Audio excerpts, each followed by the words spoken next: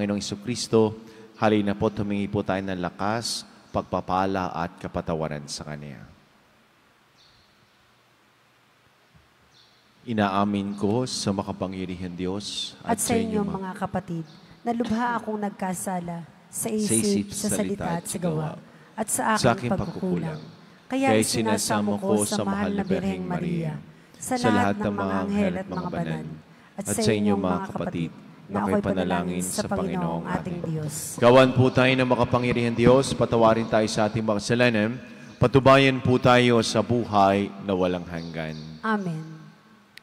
Panginoon, kaawaan mo kami. Panginoon, kaawaan mo kami. Kristo, kaawaan mo kami. Kristo, kaawaan mo kami. Panginoon, kaawaan mo kami. Panginoon, kaawaan mo kami. Manalangin po tayo.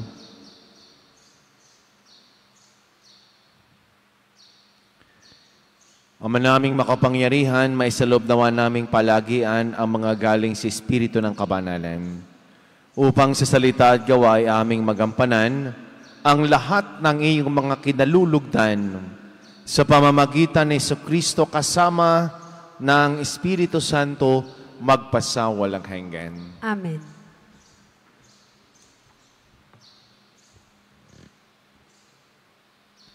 Pagbasa mula sa sulat ni Apostol Santiago. Mga pinakamamahal, may tiisin ba ang sinuman sa inyo? Manalangin siya. May nagagalak, umawit siya ng papuri sa Diyos. Mayroon bang may sakit sa inyo? Ipatawag niya ang matatanda ng simbahan upang ipanalangin siya at pahiran ng langis sa ngalan ng Panginoon. At pagagalingin ang may sakit dahil sa panalangin may pananampalataya. Ibabangon siya ng Panginoon at patatawarin kung siya'y nagkasala. Kaya nga, ipagtapat ninyo sa inyong kapwa ang inyong mga kasalanan at ipanalangin ang isa't isa upang kayo'y gumaling. Malaki ang nagagawa ng panalangin ng taong matuwid. Si Elias ay isang taong tulad din natin. Mataimtim niyang idinalangin na huwag umulan. At sa loob ng 3 taon at 6 na buwan ay hindi nga umulan. Muli siyang nanalangin at bumagsak ang ulan at namunga ang mga halaman. Mga kapatid, kung nalilihi sa katotohanan ang isa sa inyo at may isang nagpapanumbalik sa kanya, ito ang tandaan ninyo. Ang sinumang nagpapanumbalik sa isang makasalanan mula sa kanyang maling pamumuhay ay nagligtas ng kaluluwa nito sa kamatayan at sa gayoy napawi ang maraming kasalanan. Ang salita ng Diyos. Salamat sa Diyos. Salmong tugunan. Dalangin ko'y tanggapin mo sa miyong handog na insenso. Dalangin ko'y tanggapin mo sa miyong handog na insenso. Sa iyo, O Poon, ako'y dumadalangin. Sa aking pagtawag, ako sana'y dinggin. Ang aking dalangin, sana'y tanggapin mo. Masarap na samyong handog na insenso. Ariing panggabing, handog ko sa iyo. Dalangin ko'y tanggapin mo sa miyong handog na insenso. O Panginoon ko, bibig ko'y bantayan. Ang mga labi ko'y lagyan mo ng bantay. Di ako hihinto, nyaring pananalig. Ang pag-iingat mo'y aking ninanais. Huwag mong itutulot, buhay ko'y mapatid. Dalangin ko'y tanggapin mo sa miyong handog na insenso. Hallelujah, Hallelujah, Hallelujah, Hallelujah. Papuri sa Diyos Ama, pagkat ipinahayag niyang hari siya ng mga ama. Hallelujah,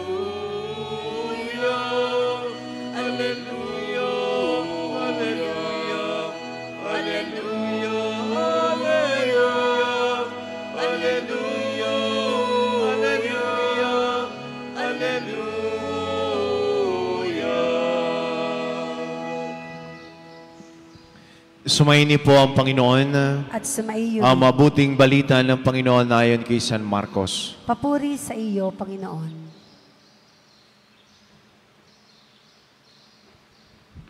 Noong panahon ngayon, may nagdala ng mga bata kay Jesus upang hilingin patong ni sa mga ito ang kanyang kamay. Ngunit pinagwikaan sila ng mga alagad. Nagalit si Jesus nang makita ito at sinabi sa kanila, pabayaan ninyong lumapit sa akin ng mga bata, huwag ninyo silang sawayin sapagkat sa mga katulad nila naghahari ang Diyos. Ito ang tandaan ninyo. Ang sino mang hindi tumatanggap sa paghahari ng Diyos tulad ng isang maliit na bata, ay hindi mapapabilang sa mga pinaghaharian niya. At kinalong ni Jesus sa mga bata, ipinatong ang kanyang makamay sa kanila at pinagpala sila.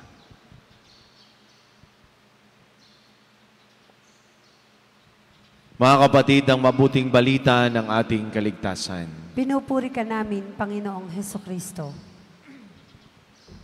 Magandang umaga po sa inyong lahat. Sa mga may birthday ngayong araw nito, happy birthday po. Sa may wedding anniversary, congratulations po sa inyo.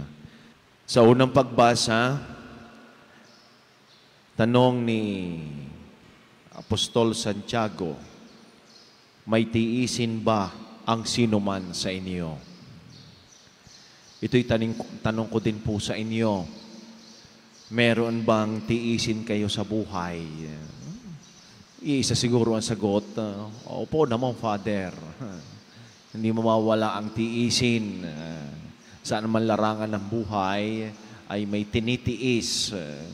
Sakit man, problema sa relasyon.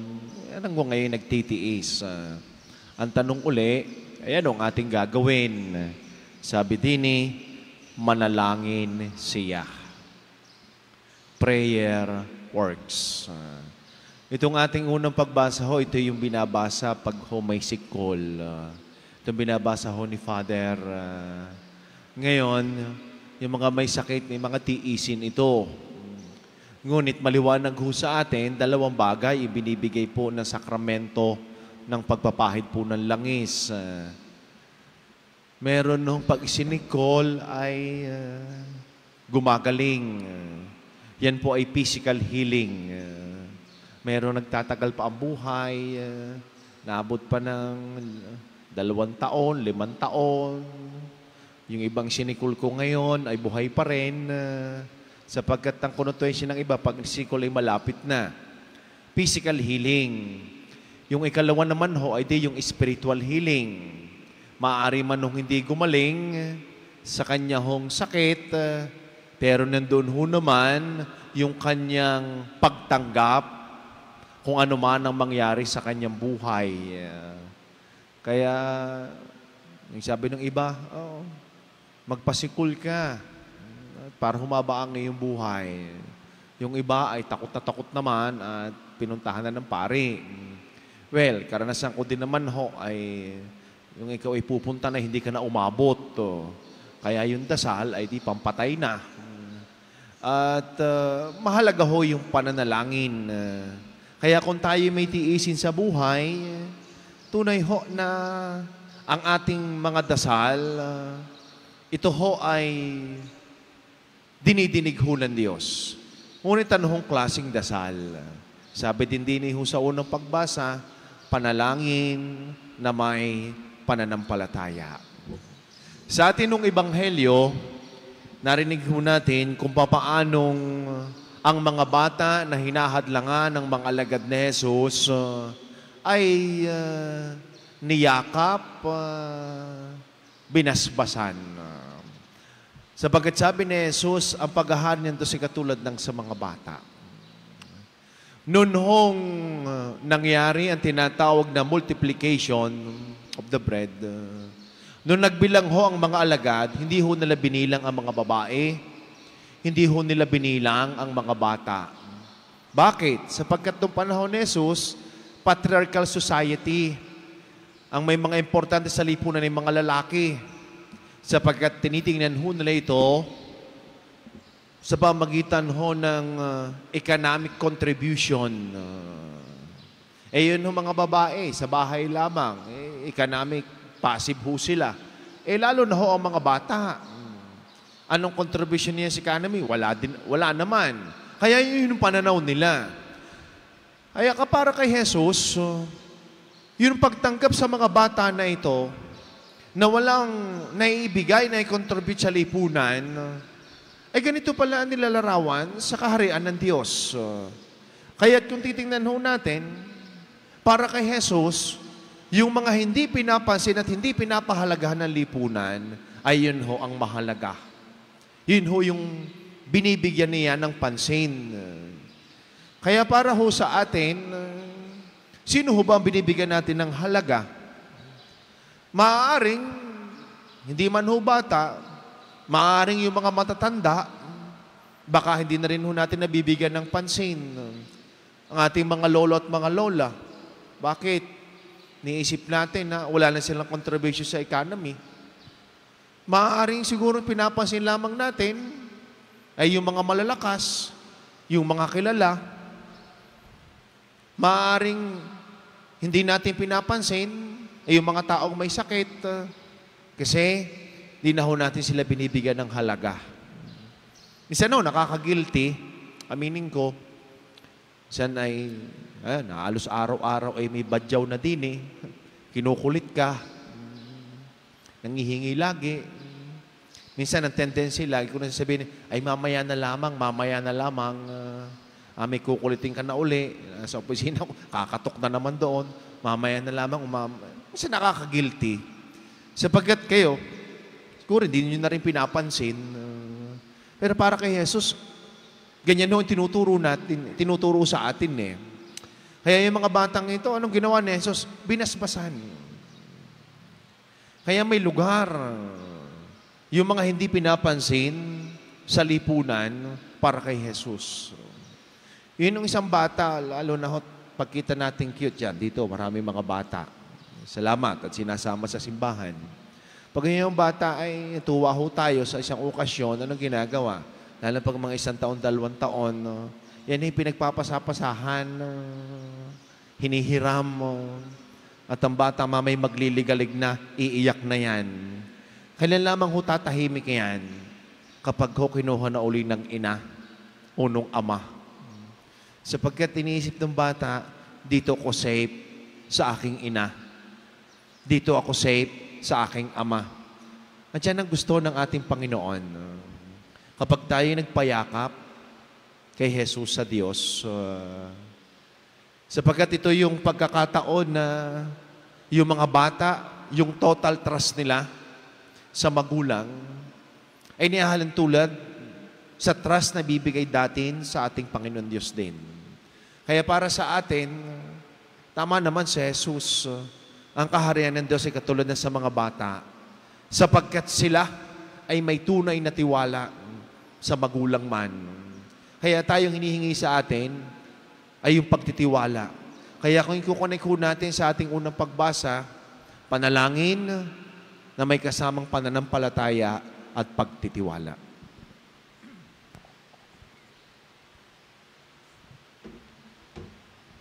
May pananalig na lumapit tayo at ating iharap sa Diyos na nagmamahal sa lahat ng kanyang mga anak ang ating mga pangangailangan. Ama, lingapin mo ang iyong mga anak. Ama, lingapin mo ang iyong mga anak.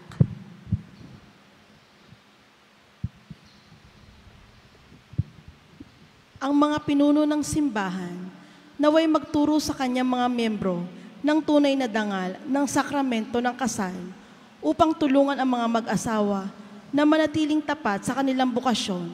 Manalangin tayo sa Panginoon. Ama, lingapin mo ang iyong mga anak. Ang mga ikinasal, naway maging sensitibo sa pangangailangan ng bawat isa at makatagpo ng tunay na kaligayahan sa kanilang pinagsasaluhang buhay. Manalangin tayo sa Panginoon. Ama, lingapin mo ang iyong mga anak. Sa mga nakararanas na mga pagsubok sa kanilang pagsasama bilang mag-asawa, naway tumanggap sila ng biyaya na maging matatag at magsumikap sa kanilang pagtatalaga ng sarili sa Diyos at sa isa't isa. Manalangin tayo sa Panginoon. Ama, lingapin mo ang iyong mga anak. Ang mga matatanda, mga nalulumbay, at mga may sakit, naway makatagpo ng pagmamahal at suporta sa kanilang komunidad. Manalangin tayo sa Panginoon. Ama, lingapin mo ang iyong mga anak. Ang mga yumao, naway makatagpo ng lugar sa walang hanggang kaharian ng Diyos. Manalangin tayo sa Panginoon. Ama, lingapin mo ang iyong mga anak. Makapangyarihang Ama, ibinigay mo sa amin ang sakramento ng kasal bilang tanda ng iyong pag-ibig. Tulungan mo kaming mamuhay sa pagkakaisa sa bawat isa. Inihiling namin ito sa pamagitan ni Kristong aming Panginoon. Amen.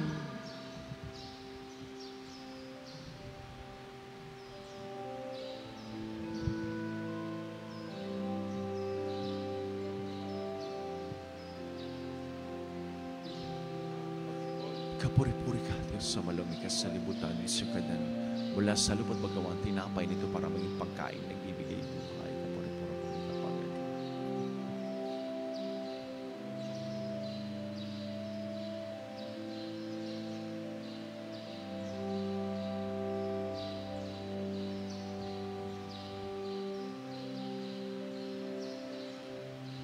Kapuri-puri ka, Diyos, sa malumig ka sa libutan ni Sukadan.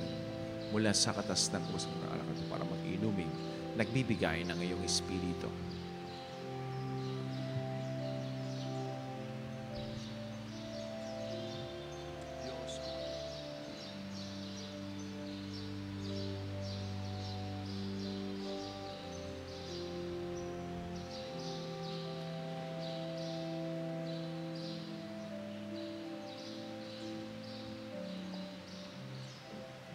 Manalangin po ay mga kapatid upang ating paghahay ng kalugdan ng Diyos, Amang makapangyarihan.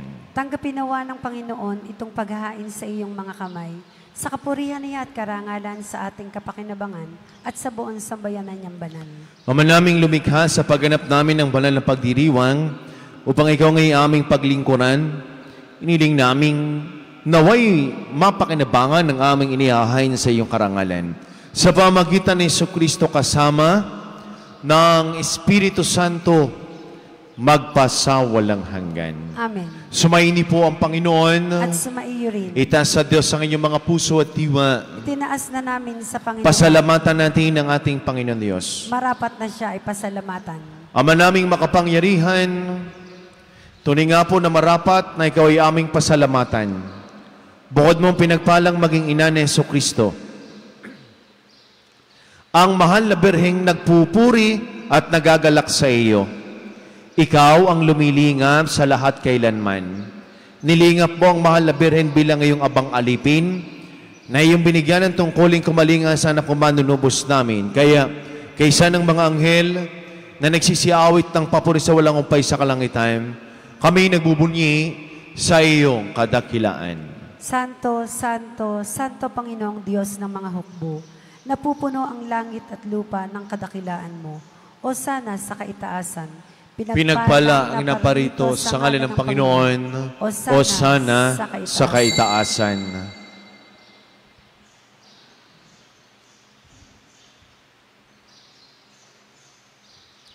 Ama naming banal, ikaw po ang bukal ng tanang kabanalan. Kaya't sa pamagitan ng iyong Espiritu, gayong mong banal ang mga kaloob na ito upang para sa amin ay maging katawan at tugo ng aming Panginoong Jesucristo. Bago niya pinagtiis ang kusang loob na maging handog, hinawakan niyang tinapay, pinasalamatan kaniya, pinaghati-hati nin, iniabot sa kaniyang mga alagad at sinabi, tanggapin ninyong lahat ito at kanin, ito ang aking katawan na ihahandog para sa inyo.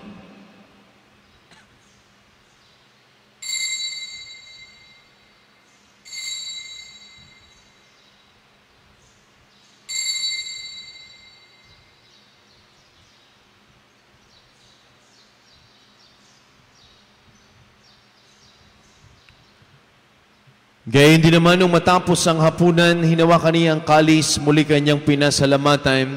Inibuti ang kalis sa kaniyang mga alagad at sinabi, tanggapin ninyong lahat ito at inumin, ito ang kalis ng aking dugo ng bago't wala hanggang tipan. Ang aking dugo na ibubus para sa lahat, sa pagpapatawad ng mga kasalanan, gawin ninyo ito sa pag-alaala sa akin.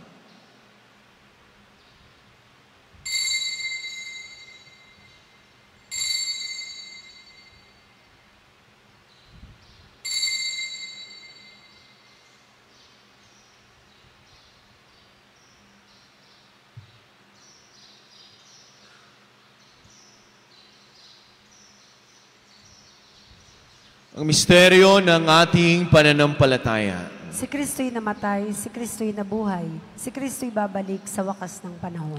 Ama, ginagawa po namin ngayon ang pag-alaala sa pagkamatay at muling pagkabuhay ng iyong anak. Kaya't nialay po namin sa iyo ang tinapay na nagbibigay buhay at ang kalis na nagkakaloob ng kaligtasan. Kami po ay nagpapasalamat dahil kami ay yung minarapat at tumayo sa harap mo para maglingkod sa iyo.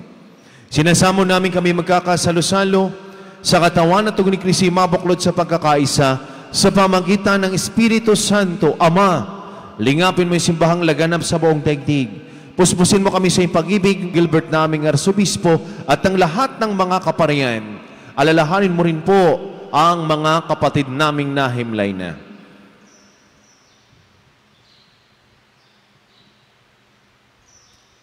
Nang magpag-asang sila'y muling mabubuhay, gayon din ang lahat ng mga pumanaw, kawaan mo sila patuloyin sa iyong kaliwanagan. Kawa mo po't pagdapatin kaming lahat na makasalo sa iyong buhay na walang wakas. Kaysa ng mahal na Birheng Maria na ina ng Diyos ni Poong San Jose, ang kalasisang esposo ng mahal na Birheng Maria, kaysa ng lahat ng mga apostol, San Jose Marelo at ng lahat ng mga banal, na namuhay Diyos daigdig na kalugod-lugod sa iyo, may pagdiwang nawa po namin ang pagpupuri sa kararangal mo sa pamagitan ng iyong anak na aming Panginoong Heso Kristo.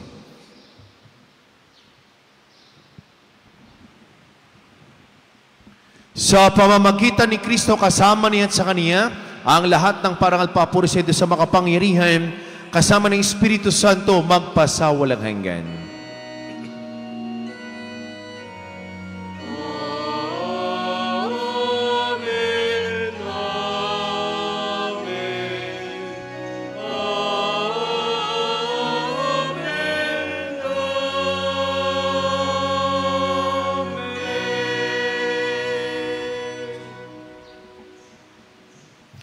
Sama-sama po nating awitin na may lakas ng loob ang panalangin tinuro sa atin ng ating Panginoong Jesucristo, ang Ama namin.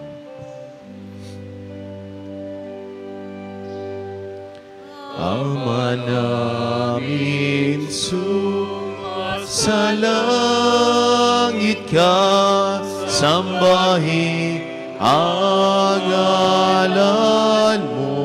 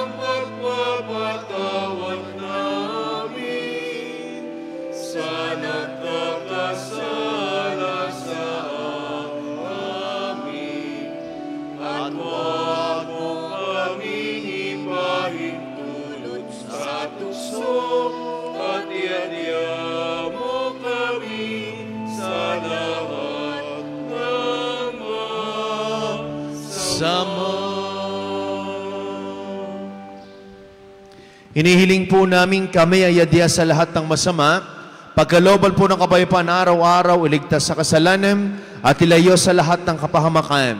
Samantalang aming pinananambigan ng dakilang araw ng pagpapahayag ng tagapagligtas naming si Yesu Kristo. Sapagkat iyo ang kaharian at ang kapangyarihan at ang kapurihan magpakailanman. Amen. Panginoong Jesucristo, sinabi mo sa iyong mga apostol, kapayapaan ang iniiwan ko sa inyo. Ang aking kapayapaan ang ibinibigay ko sa inyo. Tunghayan mo ang aming pananampalataya ito ng aming mga pagkakasala. Pagkalooban po kami ng kapayapaan at pagkakaisa ayon sa iyong kalooban, kasama ng Espiritu Santo magpasawalang hanggan. Amen. Kapayapaan po ng Panginoon laging sumainyo. At sumaiyo rin. Magbigayan po kayo ng kapayapaan sa bawat isa. Peace be with you po sa inyong lahat. Kordero ng Diyos na nag-aalis ng mga kasalanan ng sanlibutan, maawa ka sa amin. Kordero ng Diyos na nag-aalis ng mga kasalanan ng sanlibutan, maawa ka sa amin. Kordero ng Diyos na nag-aalis ng mga kasalanan ng sanlibutan, ipagkaloob mo sa amin ang kapayapaan.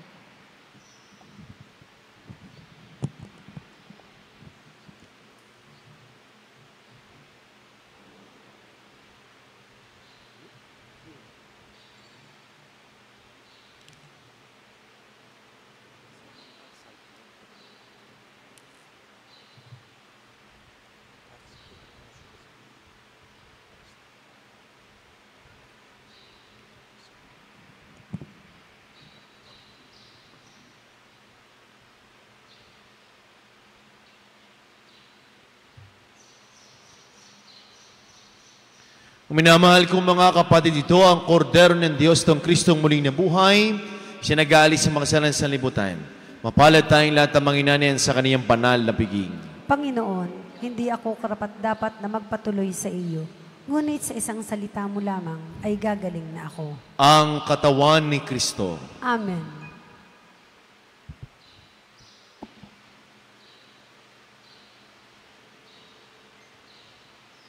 Ang kasibulan ng buhay, puso'y dalisay, kailan pa man ipahintulot mo, ako'y mapahandusay sa sumasaibay kaginhawahan. Nalangin sana'y mapagkakanto kong tunay, kaganapan ng buhay ko'y ikaw lamang.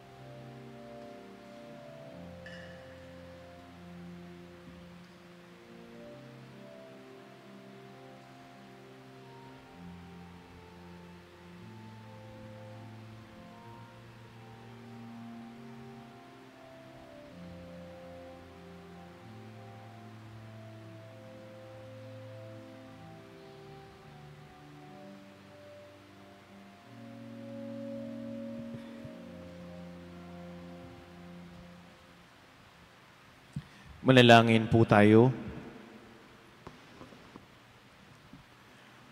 Ama naming mapagmahal, ipagkaloob mo ang aming mapakinabangan ang dulot na kaligtasan ng aming pinagsaluhan.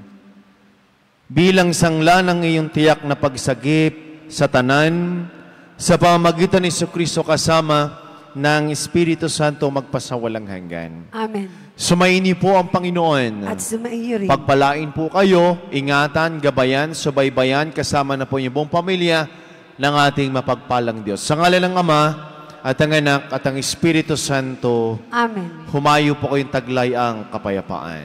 Salamat sa Diyos. Magandang umaga po sa ating lahat.